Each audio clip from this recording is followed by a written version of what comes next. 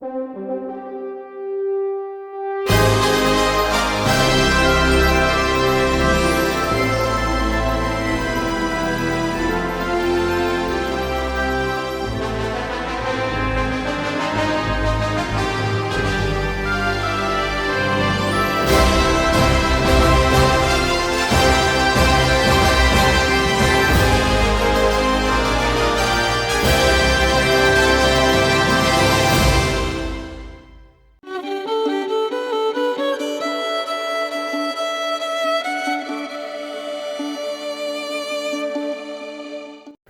மூடி நாம் ஜெபிப்போம். எங்களை நேசிக்கிற நல்ல தகப்பனே, உம்முடைய உயிர்த்தெழுந்த வல்லமையின் மகிமையை நாங்கள் காண எங்கள் கண்களை திறந்திடணும். மீட்பெரும் இரட்சகருமாகிய இயேசு கிறிஸ்துவின் மூலம் ஜெபம் கேளும் எங்கள் ஜீவனுள்ள நல்ல பிதாவே, ஆமேன். இன்றைக்கி தி இம்பார்ட்டன்ஸ் ஆஃப் ரெசரக்ஷன், உயிர்த்தெழுந்தலின் முக்கியத்துவங்கள். இதில் யூஸ்வலாக பார்த்தீங்கன்னா இன்றைக்கி மேல் நாடுகள் எல்லாம் பார்த்திங்கன்னா நம்மளை அறியாமலே நான் பார்த்தேன், நிறைய பேர் இயேசு கிறிஸ்து உயிர் தெழுந்து ஒரு பாஸ்கெட்டில் அப்படி முட்டையாக வச்சுட்டு கொண்டாடுறாரு. முட்டைக்கும் ஈஸ்டருக்கு என்ன சம்மந்தம்னு எனக்கு தெரியல. அதாவது ஒரு கருத்து என்னென்னா, முட்டைக்குள்ளேருந்து மீண்டும் ஒரு உயிர் வெளியிலே வரும், பார்ப்பதற்கு முட்டை போல், முட்டை அப்படியே தானே எடுத்த இடத்துல வச்சா அப்படியே தானே இருக்கும் இல்லையா? அது பெரியவங்க அது எப்படியோ பண்ணியிருக்கிறாங்க. ஒரு முட்டையை தூக்கி அப்படி போட்டிங்கன்னா அந்த இடத்துல இருக்கும். ஆனால் அதற்கு சரியான காலமும் வெப்ப சூழ்நிலையும் கொடுக்கும்போது அதுக்குள்ளேருந்து ஒரு குஞ்சு என்ன செய்கிறது, வெளியே உயிர் வருகிறது. அப்படி நாமும் உயிர் தழுவோம் என்பதை சிறு குழந்தைகளுக்கு கற்றுக் கொடுப்பதற்காக முட்டையை பயன்படுத்தியிருக்கலாம். எதெல்லாம் நம்ம நன்மையாக சில காரியங்களை, கிறிஸ்மஸ் தாத்தா அப்படி தான் நல்லது தான் செஞ்சுக்கிட்டு இருந்தார், ஆனால் அது கெட்டதாக போயிடுச்சு. இன்றைக்கி அப்படி பன்னீஸு, அடுத்து ஈஸ்டர் எக்ஸு, அடுத்து பார்த்திங்கன்னா ஈஸ்டர் பார்ட்டி ஐட்டி, அப்படி நம்ம வீட்டிலே இப்போ பார்ட்டி தானே, எல்லார் வீட்லேயும் பிரியாணி அது இது அப்படி நம்ம போட்டு சாப்பிட்றோம். தப்பு ஒன்றும் இல்லை, நம்ம ஃபெஸ்டிவல் தானே. ஆண்டவர் நாம் கிறிஸ்மஸோட இதை தான் அதிகமாக கொண்டாடணும். ஆனால் சர்ச்சில் போய் பார்த்தா கிறிஸ்மஸுக்கு அவ்வளவு மாலை மரியாதைகளும் கூட்டமும், ஈஸ்டருக்கு ஏதோ இருக்குது. ஆமேன் ஆமேன். அப்படி இருக்கவே கூடாது பிரியமான. ஈஸ்டர் தான் ரொம்ப முக்கியமான ஒரு பண்டிகை. 3 வகையான உயிர்த்தெழுதல்கள் உண்டு. அதைத்தான் இன்றைக்கி பார்க்க போகிறோம். முதல் உயிர்த்தெழுதல் கர்த்தராகிய இயேசு கிறிஸ்துவின் உயிர்த்தெழுதல். அடுத்து என்னது? பரிசுத்தவான்களின் உயிர்த்தெழுதல். அடுத்து என்னது? பாவிகளின் உயிர்த்தெழுதல். 3 வகையான ரெசரக்ஷன் இருக்குது. அதில் முதல் ரெசரக்ஷன் முதல் உயிர்த்தெழுதலாய் இயேசு கிறிஸ்துவே உயிர்த்தெழ வேண்டும் என்று பிதா தீர்மானித்திருந்தார். அவருக்கும் நம்மளை மாதிரி, ஏன்னா அதுக்கு ஒரு வசனத்தை நான் உங்களுக்கு வாசிப்பேன். ஏன்னா அந்த வசனத்தில் நீங்கள் மிக தெளிவாக அதை தெரிந்து கொள்ளலாம். ஆமேன். மரணத்தின் கட்டை அவிழ்த்து மரணம் அவரை அடக்கி வைக்க முடியவில்லை. ஹல்லேலூயா. அப்போ இயேசு கிறிஸ்துவனுடைய உயிர்த்தெழுதல் மிக மிக முக்கியமானது. அதாவது உண்மையிலே இயேசு உயிர்த்தெழுந்தாரா அப்படின்னு நீங்கள் யாராவது ஒருத்தர் கேட்டிங்கன்னா அந்த கேள்வியெல்லாம் நீங்கள் இனிமேல் கேட்குறத நிப்பாட்டிடணும். ஏன்னா இயேசு கிறிஸ்துவனுடைய உயிர்த்தெழுதல் ஆதாரபூர்வமாக நிரூபிக்கப்பட்ட உயிர்த்தெழுதல். நான் அதுதான் யூஏயில் ஒரு நாள் பிரசங்கம் பண்ணிக்கிட்டு இருந்தேன். அப்போ சொன்னேன், கிட்டத்தட்ட ஒரு 70 இல்லை 110 பேர் இருப்பாங்க அந்த ஹாலில் ஃபுல்லாக. அப்போ நான் சொன்னேன், இன்றைக்கு உங்களுக்கு எல்லாத்துக்கும் நான் ஒரு சின்ன ஒயிட் பேப்பரை கொடுக்குறேன், ஒரு பேனா கொடுக்குறேன். இந்த பேரில் இருக்கிற ஒரு ஊழியக்காரர் இன்றைக்கு இந்த செய்தியை கொடுத்தாருன்னு நான் கொடுத்த செய்தியினுடைய தலைப்பை எழுதி நீங்கள் அப்படியே ஒரு தாளை சுருட்டி பத்திரமா, அது அழியாத ஒரு நல்ல தாளில் எழுதி அதை பத்திரமா நீங்கள் உள்ளே வச்சிட்டிங்கன்னா, ஒரு 200 வருஷம் கழித்து உங்கள் சந்ததியில் ஒரு 5வது 6வது தலைமுறை அதை ஒரு நாள் எடுக்கும்போது இது இன்னாருடைய ஒரு பொக்கிஷம். அதை எடுத்து பார்க்கும்போது அவருடைய பழைய காரியங்கள்லாம் அப்படி பார்த்துட்டு, இது அவருடைய பழைய அவர் யூஸ் பண்ண பர்ஸு, இது அவர் எங்கே எதுவுமே ஒரு தாளில் ஏதோ எழுதி வச்சுருக்கிறாரு, அது என்ன எழுதி வச்சுருக்காருன்னு பார்ப்போம். ஓ, இந்த தேதியை போட்டு இவர் எங்கேயோ ஒரு மீட்டிங் அட்டன் பண்ணியிருக்காரு, அதில் கிறிஸ்துவின் உபதேசம் இந்த தலைப்பில் இந்த நபர் ஒருத்தர் அதை பிரசங்கம் பண்ணியிருக்கிறாரு அப்படின்னு பார்த்தா அந்த பேரனோ பேத்தியோ என்ன நினைப்பாங்க? உண்மையிலேயே என் தாத்தா இந்த மாதிரி ஒரு ஆள் அந்த நேரம் பேசியிருக்கிறத எழுதி வச்சிருக்கிறாரு அடித்து சொல்லுவாங்க. பார்த்து கேட்டு எழுதியிருக்கிறாரு. ஏங்க, பைபிளை இப்படி நேரடியாக இயேசு உயிரோட எழும்பி வந்தவங்க பார்த்தவங்களை வச்சு தான் பெரும்பாலும் எழுதியிருக்கிறாருங்க புதிய ஏற்பாடை. ஹல்லேலூயா. The whole thing is a witness. நீ கோர்ட்லேயே 2-3 சாட்சி இருந்தால் போதுங்க. இயேசு உயிரோடு எழுந்து விட்டார். உங்களுக்கு அந்த நம்பிக்கை இருக்க? நிறைய நேரம் நமக்கே இல்லை. ஏன்னா நம்ம தான் கவலையில் கப்பல் கவிழ்ந்தே தானே வாழ்கிறோம். அப்படி போயிடுச்சு. எந்த எடுத்தாலும் கவலை, எதை எடுத்தாலும் கவலை. நீங்கள் அதை சில நேரங்களில் இருக்குது. எழுத்த வீட்டுக்காரனை பார்த்தா சில சமயம் நம்மளோட நல்லாவே இருக்கிற மாதிரி தெரியுது. கூட வேலை பார்க்குறவங்கள நம்மளோட சந்தோஷமாக இருக்கிறது மாதிரி கூட சில நேரம் தெரியுது. ஆனால் அவர்களுடைய முடிவு, பிரியமானவர்களே, அதாவது இயேசுவை ஏற்றுக்கொள்ளாதவர்களுடைய முடிவு உயிர்த்தெழுதலில் முடியாது. அது வேறு விதமான உயிர்த்தெழுதல். அது நம்ம வரும்போது நம்ம பார்ப்போம். நரகத்தில் உயிர்த்தெழுவார்கள். உங்களுக்கு மரணம் இல்லை. அல்லேலூயா. அவரை விசுவாசிக்கிறவன் எவனோ அவன் கெட்டு போகாமல். நீங்கள் கெட்டு போகவே மாட்டீங்க.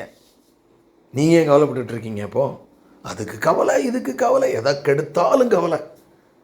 சந்தோஷமாக இருங்க. இன்றைக்கி என் இயேசு உயிரோடு எழும்பிட்டார், எனக்கு சாவே கிடையாது, நான் தங்கத்தை கால் அடியில் வச்சு நான் நடக்க போகிறேன், ஏசப்பாவை நேராக பார்க்க போகிறேன், எனக்கு பின்னாடி மரணம் கிடையாது, இனிமேல் ஒரு வாழ்க்கை இருக்குது, அதில் எனக்கு வியாதி கிடையாது, அங்கே ஆஸ்பத்திரி தேவையில்லை, அங்கே மரணம் இல்லை, அங்கே பயம் இல்லை, கெட்ட சொப்பனங்கள் இல்லை, எவனும் என்னை குத்த மாட்டான், என்னை எவனும் வழிப்பறி செய்ய மாட்டான், பரம எருசலேமுக்குள்ளே நான் சென்று விடுவேன். அந்த நம்பிக்கையில் வாழ்வது தான் கிறிஸ்தவ வாழ்க்கை. இன்றைக்கி நம்ம அந்த இடத்துல தான் துண்டிக்கப்பட்டு விடுகிறோம் பிசாசினால். இந்த பூமியில் நிறைய அனுபவிக்கிறதுக்கு ஆண்டவர் தருவார், நான் இல்லைலாம் சொல்லலை. ஆனால் நான் இதற்கு முன்பு ஆஸ்திரேலியாவில் செய்தி கொடுத்து கொண்டிருந்தேன். அதுலேயும் நான் சொன்னேன் தான். இப்போ நீங்கள் இயேசு கிறிஸ்துவின் உயிர்த்தெழுதலிலே பெற்ற நன்மைகளை நீங்கள் ஃபிசிக்கலை இந்த சரீரத்திலே பூராத்தையும் அனுபவிக்கணும் அப்படி பண்ண முடியாது. ஏன்னா என்னங்க புதுசாக என்னமோ சொல்கிறீங்க அப்படின்னு நீங்கள் நினைக்காதீங்க. ஒரு 4 வயசு பையனால் ஃபெராரி கார் ஓட்ட முடியுமா? இல்லைனா பெரிய சூப்பர் ஜெட்டை எடுத்துகிட்டு போக முடியுமா? முடியாதுங்க. அவன் வாலிபன் ஆகணுங்க. அதே மாதிரி இயேசு கிறிஸ்து சிலுவையிலே சம்பாதித்து உயிர்த்தெழுதலை சம்பாதித்த மேன்மை மகா பயங்கரமானது. இந்த ஃபிசிக்கல் பாடியில் மட்டும் அதை மூரணமாக அனுபவிக்க முடியாது. நம்ம இப்போவே தேடிக்கிட்டு இருக்கக்கூடாது. அதுக்கு தான் அப்பா என்ன செய்ய போகிறாரு? உங்களுக்கு ஒரு மறுரூப சரீரத்தை கொடுக்க போகிறார், அதை ஃபுல்லாக என்ஜாய் பண்ணுறதுக்கு. அல்லேலூயா. தேவனை முகமுகமாய் காண. இப்போ யாருமே தேவனை முகமுகமாய் காண முடியாது. என்னை ஒருவன் கண்டு உயிரோடு இருப்பது கூடாத காரியம். அது ஒன்றை மட்டும் எடுத்துக்காங்களேன். வருங்காலத்தில் உங்களுக்கு தான் சொல்கிறேங்க. நீங்கள் கேட்டுட்ருக்கீங்களா? உங்களை தான் சொல்கிறேன். நீங்கள் காணக்கூடாத இறைவனை உங்கள் கண்ணினால் நேரடியாய் காண முடியும்னா அப்போ எவ்வளவு பெரிய பாக்கியமான காலம் உங்களுக்கு காத்திருக்கிறது என்று பாருங்கள். என்னைக்கும் நம்முடைய பிரச்சனை வரும்போது பிசாசு நம்மகிட்ட சொல்கிறதெல்லாம், இந்த பாரு, அவனை பாரு, இவனை பாரு, அதாவது கீழ் மட்டமாக தான் பேசுவான். ஆனால் அவன் எங்கே போகிறாங்கிறத சொல்லணும்னா அவன் நம்மளே சொல்லுவான், அவன் எங்கே போனானுங்க, அவன் இப்போ நல்லா இருக்காங்க. இல்லை பிரியமானவர்களே, அதாவது உங்களுடைய வாழ்க்கையை ஒரு கோடாக போடுறதா இருந்தால் இந்த பூலோக வாழ்க்கைக்கு ஒரு புள்ளி வச்சுக்கோங்க. அதுக்கப்புறம் அந்த கோடை இழுத்து நீங்கள் கொண்டு போயிட்டே இருங்க. முடிவில்லாத ஒரு கோடு. அது அந்த முடிவில்லாத கோடு தான் இனிமேல் உங்களுக்கு வரப்போகிற வாழ்க்கை. நீங்கள் புள்ளிக்கு கவலைப்படணுமா, அந்த முழு கோட்டுக்கு சந்தோஷப்படணுமா? நீங்கள் தான் தீர்மானம் பண்ணிக்கிடணும். அப்பா இன்றைக்கி சுவிசேஷம் அதான். நீ பைபிள் அதாங்க சொல்லுது. நீ இந்த புள்ளிக்கு கவலைப்பட போறியா, இல்லைன்னா நீடி அந்த கோடு முழுவதும் சந்தோஷமாக வாழ போறியா, அதை நினச்சி சந்தோஷமாக இருக்க போறியா? உன் கையில் இருக்கிறது. அவர் உயிர்த்தெழுந்து விட்டார். இன்னைக்கு நைட்டு நீங்கள் கூப்பிடுங்க பார்ப்போம், நேரடியாக உங்கள் வீட்டுக்கு வந்துடுவாரேன். ஏன்னா அவர் உங்களோட கூட தானே இருக்கிறாரு. இதோ நான் உலகத்தின் முடிவு பரியந்தமும் சகல நாட்களும் உங்களுடனே கூட இருக்கிறேன். நீங்கள் கவலைப்பட்டு வருத்தப்பட்டு இருப்பது தெய்வ சித்தம் அல்ல. அல்லேலூயா. ஏன்னா வேதம் சொல்லுது, அவர் ஆபிரகாமின் தேவனும் ஈசாக்கின் தேவனும் அவங்களாம் செத்து போயிட்டாங்க. பைபிள் என்ன சொல்லுது? அவர் மரித்தோரின் தேவனாயிராமல் உயிருள்ளோரின் தேவன். அவங்களும் உயிரோடு தாங்க இருக்காங்க. அல்லேலூயா. இன்னும் அந்த மறுரூப சரீரம் எல்லாருக்கும் ஒரு டைம் தான் கிடைக்கும். அட் அ டைம் எல்லா விசுவாசிகளுக்கும் அவர் ட்ரெஸ்ஸை போட்டு விட போகிறாரு. அல்லேலூயா. அதை என்ஜாய் பண்ணுங்க. ஒரு நாளைக்கு ஆண்டவர் பாப்பாரியா என்னைய, நானே உலகத்தானை போல நான் கவலைப்பட வேண்டும். என் மீட்பர் உயிரோடு இருக்கிறார் என்றும் அவரை கடைசி நாளிலே பூமியின் மேல் நிற்பார் என்றும் நான் அறிந்திருக்கிறேன். யோபு சொல்றான். அப்போ உயிர்த்தெழுந்தவர், நம்மோடு பேசுகிறவர். நான் இன்னும் எனக்கு ஞாபகம் இருக்கிறது, நான் சிறுவனாய் இருக்கும் பொழுது நான் ஆண்டவரை ஏற்றுக்கொண்டவன். அப்போ எப்போவுமே நான் படுக்கைக்கு போகிறதுக்கு முன்னாடி நல்லா குளித்து புது ட்ரெஸ்ஸாக மாதிரி நல்ல துவைச்ச ட்ரெஸ்ஸை தான், ஏன்னா இயேசுவை இன்றைக்கி எப்படினாலும் பார்த்துருவேனா, அப்படி இயேசுவை பார்க்க வேண்டும். ஒரு 40 நாள் ஆச்சு, ஒன்றும் நடக்கலை. ஆனால் ஒரு நாள் பார்த்தீங்கன்னா அவருடைய முகம் எனக்கு தரிசனமானது. அப்படி சிரிச்சிட்டு மட்டும் போயிட்டார். அப்படி போகும்போது ஒரு அபிஷேகம் என்னை நிரப்பினது. அதாவது என்னுடைய ஆவியே வெளியில் என் சரீரத்தை பார்க்குற மாதிரி இருக்குது. அதாவது இறந்து போனால் அப்படி தான் இருக்கும் போல என்ன. ஆனால் அப்படி கண்ணாடி மாதிரி ஒரு லைட், ஆனால் நான் உள்ளே இருக்கிற மாதிரி ஒரு உணர்வு இருக்குது. அதாவது ஒரு பவர்ஃபுல் லைட்டு அடித்தா எப்படி ஒரு என்ன 20,000 வால்ட்டு. அப்போ நான் கத்துறேன். ஏன்னா ஆனால் என் பக்கத்தில் யாருக்கும் கேட்டிருக்காருன்னு எனக்கு தெரில. போதும் ஆண்டவரே, ஏன்னா அன்னைக்கு மட்டும் அவரை சுவிட்ச் ஆஃப் பண்ணலைன்னு வைங்களேன், அன்னைக்கு ஸ்பாட்லைட் செத்து போயிருப்பேன். அப்போந்தான் மோசே இடத்துல ஆண்டவர் சொன்னதை நான் உணர்ந்தேன். என்னை ஒருவன் கண்டு உயிரோடு இருப்பது கூடாத காரியம். இந்த மாமிச சரீரத்தில் பூராத்தையும் நம்ம பெற முடியாதுங்கிறதுனால தான் ஆண்டவர் ஒரு பிக்கர் பிளான் வச்சுருக்கார். பரம எருசலேம், அங்கே தாங்க உங்களுக்கு வீடு இருக்குது. இந்த வீடு சின்னதுனாலும் இருக்கலாம், பெருசாகவும் இருக்கலாம், இல்லாமல் கூட இருக்கலாம். அப்பா உயிர் தெழுந்துட்டாரு. எதுக்கு உயிர் தெழுந்தாரு?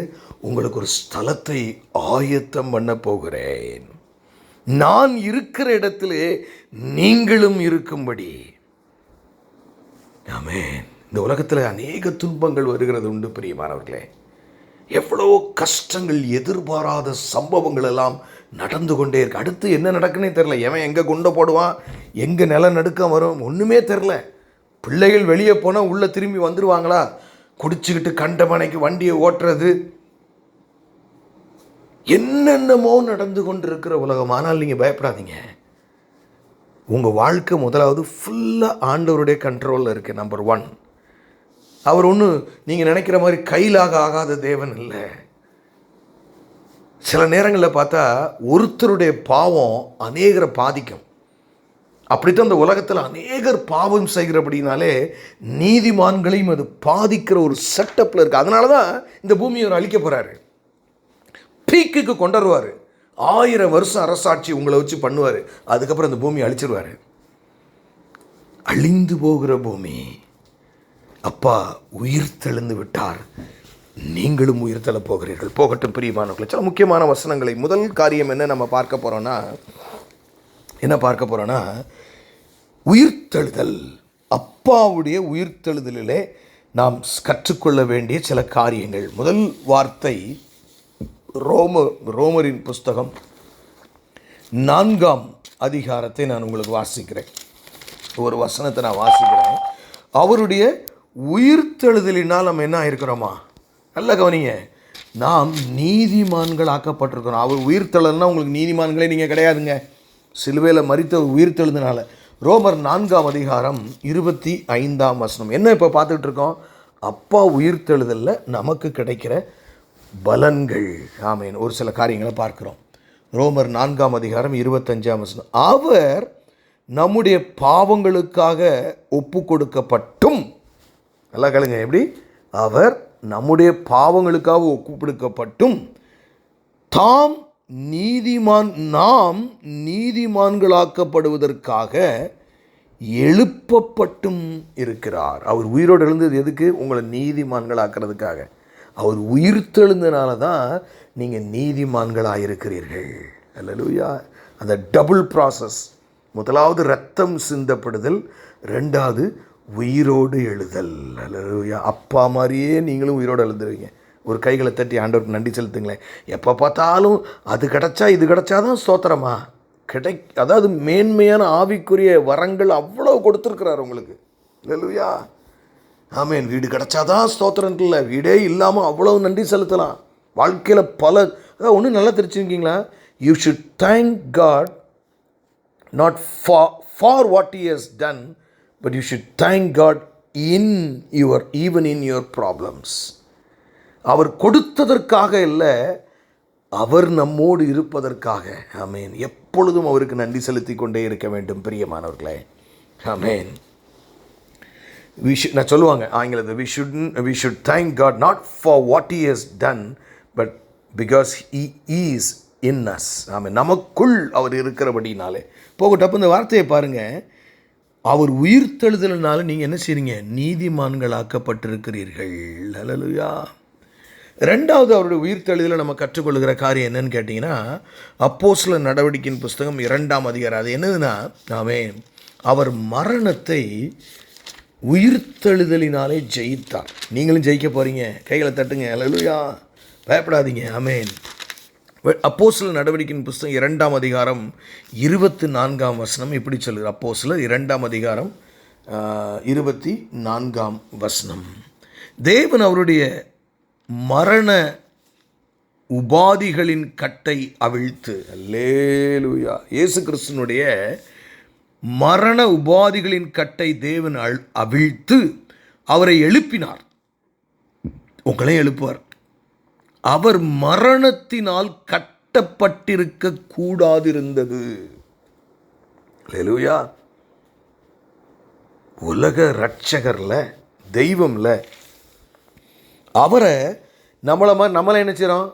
அடக்கம் பண்ணிட்டு வந்துட்டு வீட்டில் வந்துட்டு அப்புறம் அவங்கள நம்ம பார்க்குறதில்ல, அந்த அவங்க நினைவிலே வாழுவோம். ஆனால் ஏசாமி அப்படி இல்லை.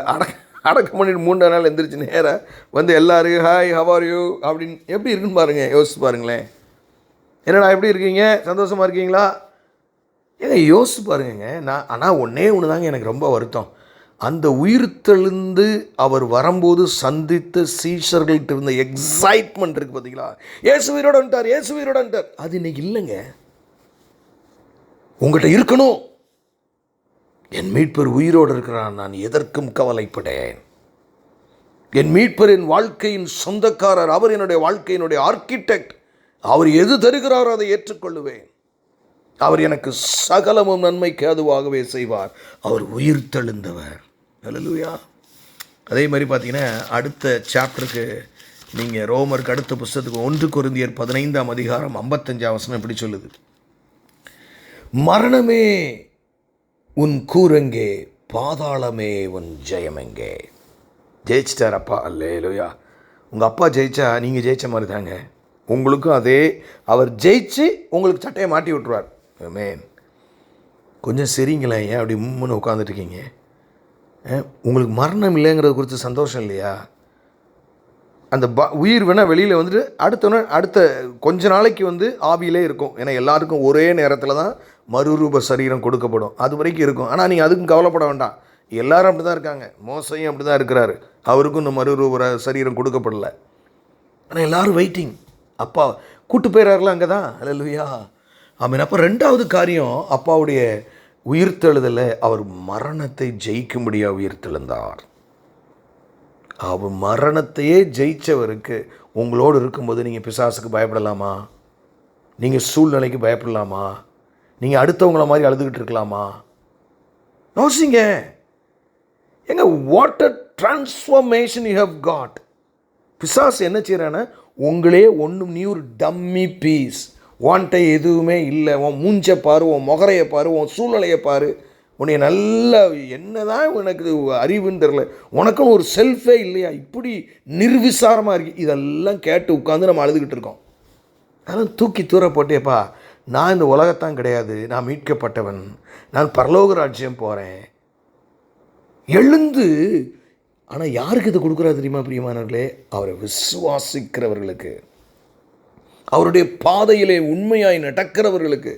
அப்போது நீங்கள் ஒரு 2 ஆத்மாவை பிடிச்சிங்கன்னா அந்த ஆத்மாவை நரகத்தில் தப்பிச்சிருமே பிரியமானவர்களே.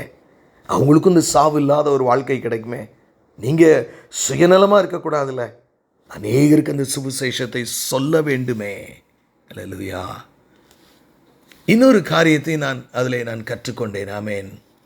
இந்த அவர் உயிர்த்தெழுந்ததினாலே அவர் தேவனுடைய குமாரன் என்று நிரூபிக்கப்படுகிறார். எதனால? அவர் உயிர்த்தெழுந்ததுனால தான். அல்லேலூயா. முதலாவது நம்ம இப்போ என்ன பார்த்துட்ருக்கோம்? அப்பாவுடைய உயிர்த்தெழுதலை பற்றி லேசாக பார்க்குறோம். அடுத்து நம்முடைய உயிர்த்தெழுதலை பற்றி பார்க்க போகிறோம். அடுத்து பாவிகளுடைய உயிர்த்தெழுதலை பற்றி நம்ம பார்க்க போகிறோம். ஆமென். ரோமர் 1ஆம் அதிகாரம் 4, 5 வசனம் இப்படி சொல்லுகிறது. இயேசு கிறிஸ்துவை குறித்து தேவன் தம்முடைய தீர்க்கதரிசிகள் மூலமாய் பரிசுத்த வேதாகமங்களில் முன்னே தம்முடைய சுவிசேஷத்தை பற்றி வாக்குத்தத்தம் பண்ணினபடி கர்த்தராகிய இயேசு கிறிஸ்துவானவர் மாமிசத்தின்படி தாவீதின் சந்ததியிலே பிறந்தவரும், எல்லாமே முன்குறிக்கப்பட்டது. பரிசுத்தமுள்ள ஆவியின்படி தேவனுடைய சுதனன்று மரித்தோரிலிருந்து உயிர்த்தெழுந்ததினாலே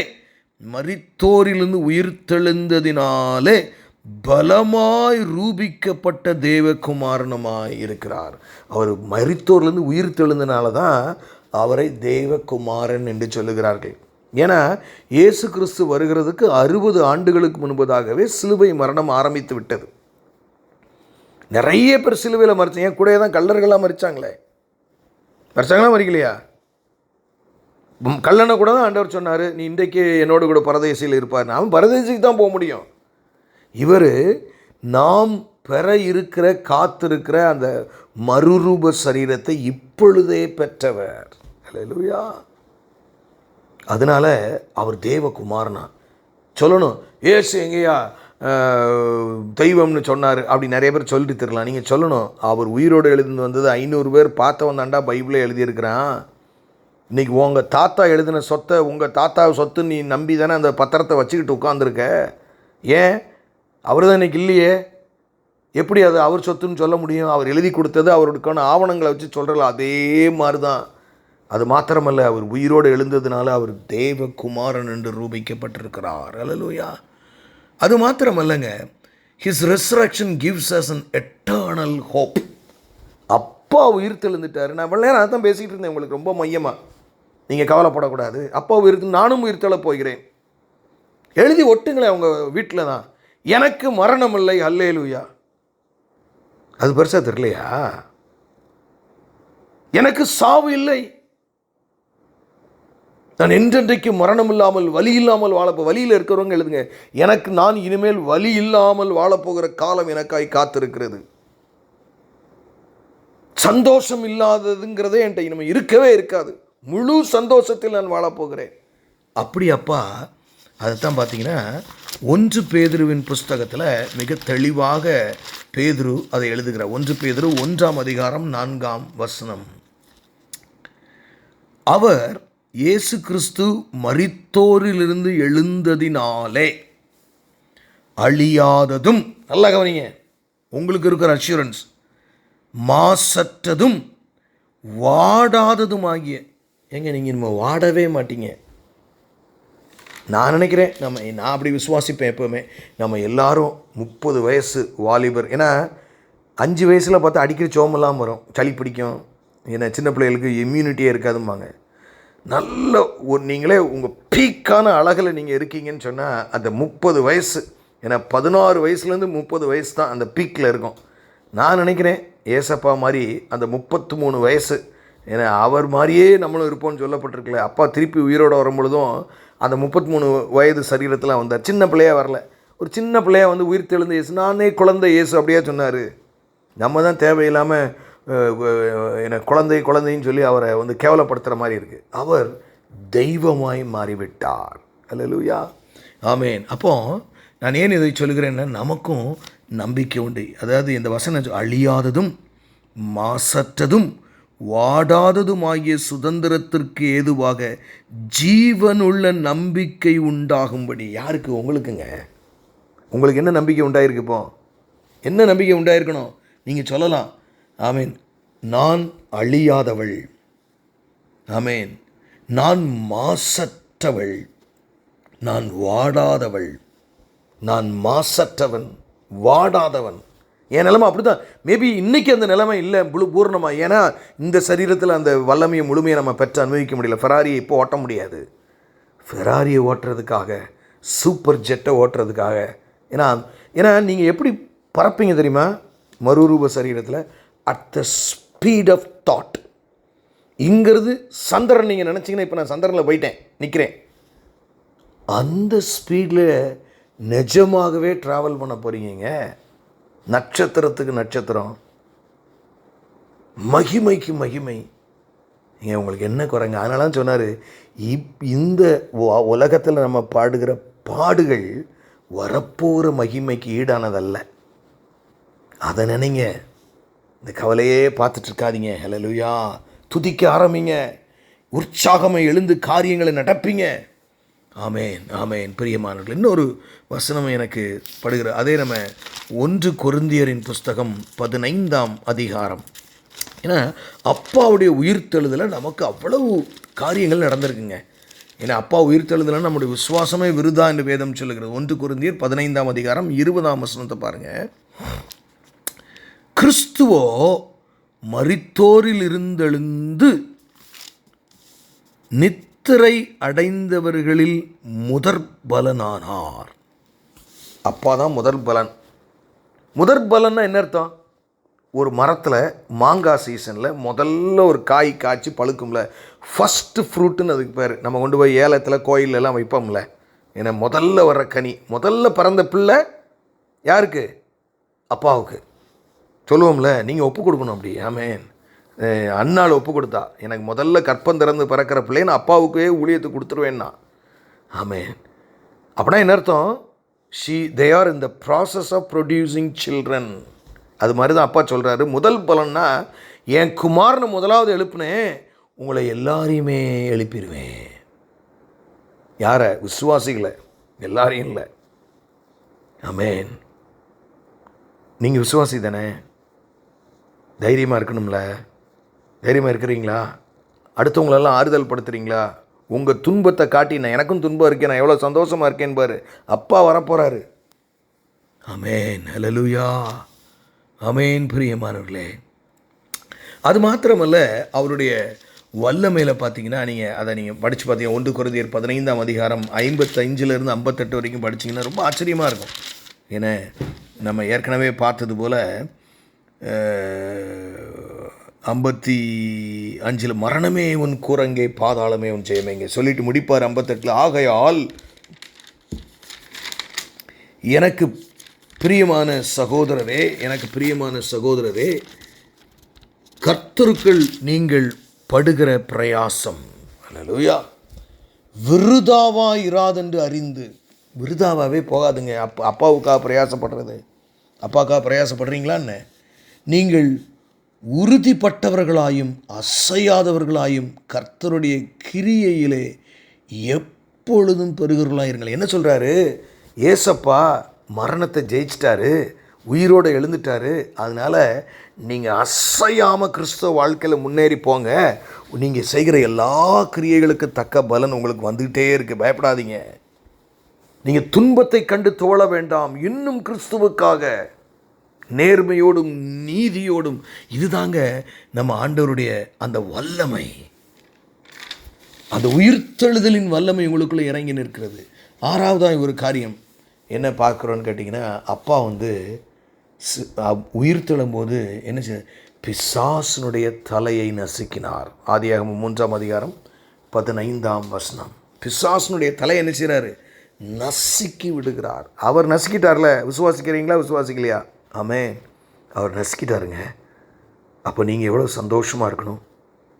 உங்களோட அப்பா இருக்கார். உங்களை ஒன்றும் பாம்போட விளையாட விட்டுட்டு வேடிக்கை பார்த்துட்டு இருக்காருன்னு நினைக்கிறீங்க. அப்படிலாம் கிடையாது. ஆமென். பாம்பு பிடிக்கிறதுக்குன்னா உங்களை ட்ரெயின் பண்ணுவாரா இருக்கும் அதில். ஹல்லேலூயா. பயப்படாதிருங்கள் பிரியமானவர்களே. ஆனால் நீங்கள் கவலைப்படுறதெல்லாம் அநியாயங்க.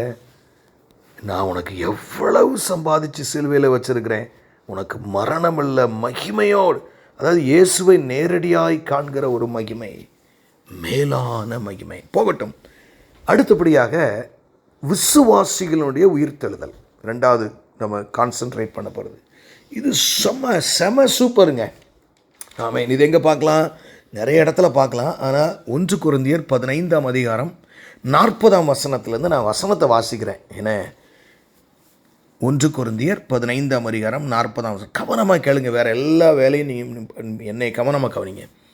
வானத்துக்குரிய மேனிகளும் உண்டு, பூமிக்குரிய மேனிகளும் உண்டு. வானத்துக்குரிய மேனிகளுடைய மகிமையும் வேறு, பூமிக்குரிய மேனிகளுடைய மகிமையும் வேறு. நல்லா கவனிங்க. சூரியனுடைய மகிமையும் வேறு, சந்திரனுடைய மகிமையும் வேறு, நட்சத்திரங்களுடைய மகிமையும் வேறு. மகிமையிலே நட்சத்திரத்துக்கு நட்சத்திரம் விசேஷித்திருக்கிறது. மரித்தோரின் உயிர்த்தெழுதலும் அப்படியே இருக்கும். எம்மாடி, எனக்கு புரிஞ்சிச்சா உங்களுக்கு என்ன சொல்கிறதுன்னு? புரிஞ்சா புரியலையா? அதாவது நட்சத்திரத்துக்கு நட்சம் மகிமையில் வித்தியாசமாக இருக்கான். சூரியனுடைய மகிமை வேறா, சந்திரனுடைய மகிமை வேறா. அப்படி தான் உயிர்த்தெழுதல் இருக்கணும். என்ன அர்த்தம்? எல்லாருக்கும் ஒரு மகிமை இருக்காதுங்க. நாம் எல்லோரும் விசுவாசிகள் வாங்க எல்லாரும் ஒன்று போல் ட்ரெஸ் பண்ணிட்டு இந்த வெள்ளச்சலை கட்டிட்டு போன மாதிரி வெள்ளை சிப்பா போட்டு போன மாதிரி இருக்காது. Listen to me, there is going to be difference in glory. மகிமையில வித்தியாசம் இருக்கும் பிரியமானவர்களே. அது எப்படி இருக்கு? என்னங்க சொல்கிறீங்க நீங்கள்? மகிமையில் வித்தியாசம் இருக்குன்னு இப்படி சொன்னால் எங்களுக்கு என்ன புரியும்? விளக்கமாக சொல்கிறேன், கவனிங்க பிரியமானவர்களே. ஹல்லேலூயா. சூரியனா நீங்கள் இருக்கணும்னு நினைக்கிறீங்களா? சந்திரனா நீங்கள் இருக்கணும்னு நினைக்கிறீங்களா? மோட்சத்துக்கு போனால் போதுங்க அப்படின்னு நினைக்கிறீங்களா? அது உறுதியாக போயிடுவீங்க. அங்கே போய் நான் மெர்சிடஸ் பென்ஸ் வச்சுருக்கேன், அவன் ஃபெராரி வச்சுருக்கேன், கார் சமாச்சாரம்லாம் அங்கே செல்லுபடி ஆகாது. பரலோக ராஜ்யத்தில் யாருக்கு அதிக மகிமை இருக்கிறதோ அவங்க பெரிய ஆள் மாதிரி இருக்கும். அதனால தான் இயேசு சொன்னார், பரலோக ராஜ்யத்தில் சிறியவன் எனப்படுகிறவன் யோவான் ஸ்நானகனிலும் பெரியவன். அப்போ அங்கேயுமே சிறியவன் பெரியவனை இவருக்கு சின்ன ஆள், அவர் உயரமாக இருப்பார்லாம் கிடையாது. க்ளோரியில் டிஃப்ரெண்ட் இருக்கும்.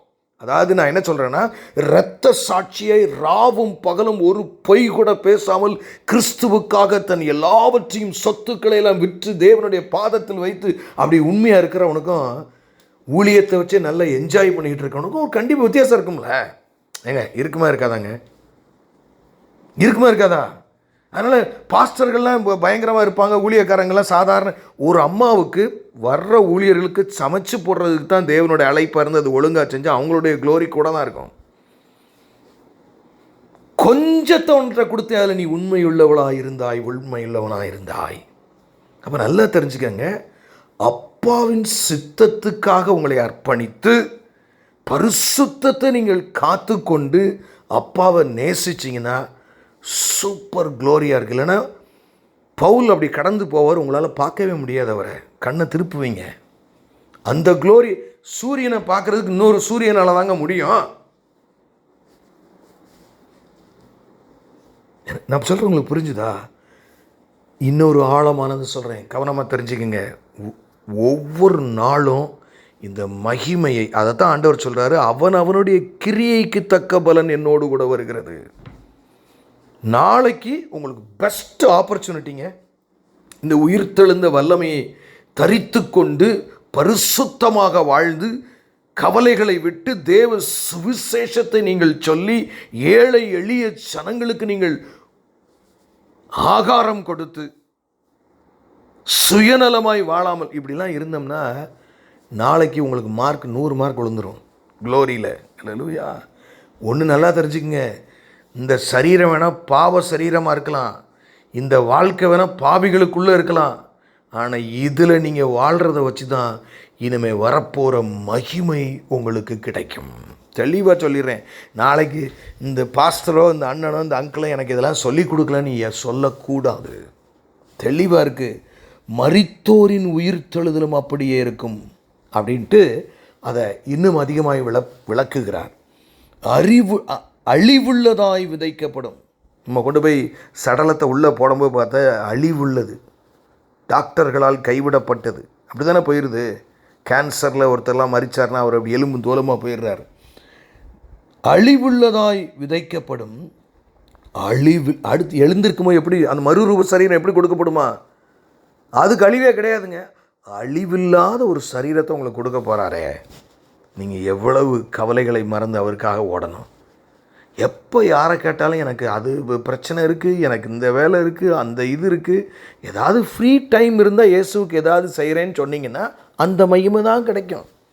எல்லாத்தையும் போட்டுட்டு, அதாவது பரலோக ராஜ்யம் எப்படி இருக்குமா, ஒருத்தன் ஒரு நிலத்தை தோண்டும் போது டங்குன்னு சத்தம் கேட்டு அதில் ஒரு புதையல் இருக்குங்கிறான், தான் சொத்தெல்லாம் விற்று கொண்டாந்து அதில் வாங்கிறதுக்கு போடுறான் பார்த்தீங்களா, அவனே. எல்லா வேலையும் கிடக்கட்டுங்க எனக்கு, ஏன்னா ஏசப்பாவின் வேலை தான் எனக்கு முக்கியம்.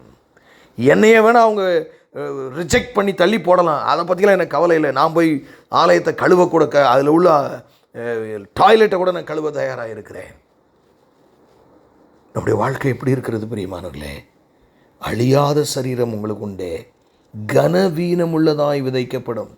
ஒரு 103 வயசு பாட்டி என்ன சரீரத்தில் இருந்திருக்கும்? பாவம் அப்படி நினைப்போம். கனவீனம் உள்ளதாய் விதைக்கப்படும், மகிமை உள்ளதாய் எழுந்திருக்கும். ஆனால் அந்த மகிமையில் வித்தியாசம் இருக்கும். பலவீனம் உள்ளதாய் விதைக்கப்படும், பலம் உள்ளதாய் எழுந்திருக்கும். ஜென்ம சரீரம் விதைக்கப்படும், ஆவிக்குரிய சரீரம் எழுந்திருக்கும். வேணுமா உங்களுக்கு இந்த ஆவிக்குரிய சரீரம்? பரிசுத்தமாக வாழுங்க. அல்லேலூயா, ஆமென். அப்போ நல்லா தெரிஞ்சுக்கிங்க பிரியமானவர்களே, மறுரூப சரீரத்தை உங்களுக்கு கொடுக்குறாரு. அடுத்து பாருங்க, ஆமென். இதுக்கு நீங்கள் நம்ம ஒரே ஒரு வசனத்தை கூட நான் கூட்டி வாசிட்டு அடுத்த ஒரு பாயிண்டில் நான் 2 மினிட்ஸில் நான் முடிச்சிடுவேன். யோவான் வெளிப்படுத்தின விசேஷம் 14ஆம் அதிகாரம் 13ஆம் வசனம். பின்பு பரலோகத்தில் இருக்கிற ஒரு சத்தம் உண்டாக கேட்டேன். அது, கர்த்தருக்குள் மரித்திருக்கிறவர்கள் இது முதற்கொண்டு பாக்கியவான்கள் என்று எழுது. அவர்கள் தங்கள் பிரயாசங்களை விட்டொழிந்து இளைப்பாறுவார்கள். அவர்களுடைய கிரியைகள் அவர்களோடே கூட போகும். அல்லேலூயா. எது போகும்? அவருடைய விசுவாசம் அவர்களோட கூட போகும். பைபிளில் இல்லைங்க. அப்படின்னா என்ன அர்த்தம்? என்னங்க குழப்பறீங்க? குழப்பெல்லாம் இல்லை. நீங்கள் எதை விசுவாசிக்கிறோம்? உங்கள் முன்னாடி ஒரு ஃபேன் இருக்குன்னு விசுவாசிச்சுன்னா சுவிட்சை போடுவீங்கள்ல, ஒரு ஆக்ஷன் இருக்கும்ல, ஒரு கிரியை இருக்கும்ல, அதை தான் இங்கே சொல்லப்படுகிறது. அவர்களுடைய கிரியைகள் அவர்களோடே கூட போகும். ஆவியானவரும் ஆம் என்று திருவுளம் பற்றுகிறார் என்று சொல்லிட்டு ஆவியானவரும் சொல்கிறாராம், எனக்கு அருமையான தேவஜனமே, எல்லோரும் மறுரூபமாகி விடுவார்கள், எல்லோரும் மறுரூபமாகி விடுவார்கள். ஆமென். ஆச்சரியமான காரியம். ஆனால் கடைசியாக எல்லாருக்கும் கடவுளை ஏற்றுக்கொள்ளாதவங்கன்னு இருக்காங்க பாருங்க. ஒரு வசனத்தை மட்டும் அதுக்கு வாசிக்கிறேன். அவங்களுக்கும் மறுரூப சரீரம் கிடைக்க போகுது. அவங்களுக்கு எதுக்குங்க மறுரூப சரீரம்? ஏன்னா அவங்க போகிற நரகத்தில் தீ எரியும், கந்தகம் எரியும், அப்படி கையெல்லாம் எரிஞ்சு அழுகி அப்படி கீழே விழும். அப்படி நிலைமையில சாவு வரக்கூடாதான். செத்துட்டு அப்புறம் பழையபடி தான் அவங்களுக்கு ஒரு நிமிஷத்தில் அவன் ப்ராப்ளம் முடிஞ்சு போயிருமே. என்றென்றைக்கும் அழியாத அக்னி. ஜாக்கிரதை. அதில் மட்டும் நீங்கள் யாரும் உங்கள் ஃப்ரெண்ட்ஸு கூட வேலை பார்க்குறவங்களாம் போயிட்டுருக்காங்கன்னு நீங்கள் நிம்மதியாக தூங்காதீங்க. ராவும் பகலும் அவங்களுக்காக சுவிசேஷம் சொல்லுங்கள். அப்போஸ்தலர் 24ஆம் அதிகாரம் 15ஆம் வசனம். நீதிமான்களும் அநீதிமான்களும் ஆகிய மரித்தோர் உயிர்த்தெழுந்திருப்பது உண்டென்று இவர்கள் தேவனிடத்தில் நம்பிக்கை கொண்டிருக்கிறது போல நானும் நம்பிக்கை கொண்டிருக்கிறேன். ஆமென். எல்லாருக்கும் இந்த உயிர்த்தெழும் சரீரம் வரும். ஆனால் அது எப்படி இருக்கும் தெரியுமா? பயங்கரமாக இருக்கும். சாவு வரக்கூடாதுங்கிறதுக்காக அவங்களுக்கு ஒரு ஸ்பெஷல். கொலைகாரன், கொள்ளைக்காரன், கடவுளை ஏற்றுக்கொள்ளாதவன், கடவுளை ஏற்றுக்கொள்ளாத நல்லவனாக கூட இருந்திருக்கலாம், நமக்கு தெரியாது. ஏன்னா அவரை பொறுத்தவரை அவரை ஏற்றுக்கொள்ளனா அந்த பாவ மன்னிப்பு உங்களுக்கு கிடைக்கல. பாவ மன்னிப்பு கிடைக்காதவங்களும் தே ஆல்ரெடி ஸ்டாண்ட்ஸ் கண்டம்டுன்னு சொல்லுது. ஏற்கனவே அவன் நியாய தீர்ப்படைந்தாயிட்டு பிசாசு கொடுத்த ஆண்டவர் சொல்கிறாரு. மனுஷனுக்கு அதுதான். அப்போது அந்த அக்னியிலையும் சாகாமல் இருக்கணுங்கிறதுக்காக ஒரு ஸ்பெஷல் சரீரம். ஜாக்கிரதை பிரியமானவர்களே, நீங்களும் நானும் அப்படிப்பட்ட நிலைமை அடைந்து விடக்கூடாது. ஜாக்கிரதையோடு கூட இருக்க வேண்டும். கர்த்தர் உங்களை ஆசீர்வதிப்பார். 3 உயிர்த்தெழுதலை குறித்து பார்த்திருக்கிறோம். கண்களை மூடி நாம் ஜெபிப்போம். எங்களை நேசிக்கிற நல்ல தகப்பனே, இந்த நல்ல நாளுக்காக, வேலைக்காக நன்றி செலுத்துகிற ராஜா. எங்களோடு கூட நீர் பேசியிருக்கிறேன். நாங்கள் சின்ன சின்ன விஷயங்களுக்கெல்லாம் நம்ம கவலைப்படாமல் எங்களுக்கு ஒரு மறுரூப சரீரம் கொடுக்கப்பட போது அது மகிமையானதாக இருக்கிறதுக்காக நாங்கள் நம்ம உயிரோடு இருக்கிற வரைக்கும் அந்த டைமில் ஏதாவது செஞ்சால் தான் உண்டு. ஏன்னா மாமிசத்தில் செய்யப்பட்ட கிரியைகள் கூட வேற வரும். செத்து போன பின்னாடி சொத்து வராது, ஆனால் எங்களுக்கு நாங்கள் செய்கிற நற்கிரியைகள் வரும் என்று பார்த்தோம். அதில் மகிமையோடு வாழவும், அநேகரை அந்த நரகத்திலிருந்து காப்பாற்றவும் இந்த வார்த்தையை கேட்கிற ஒவ்வொருவரும் ஓடத்தக்கதாய், ஆறுதல் அடையத்தக்கதாய் கர்த்தர் கிருபை செய்யுங்க.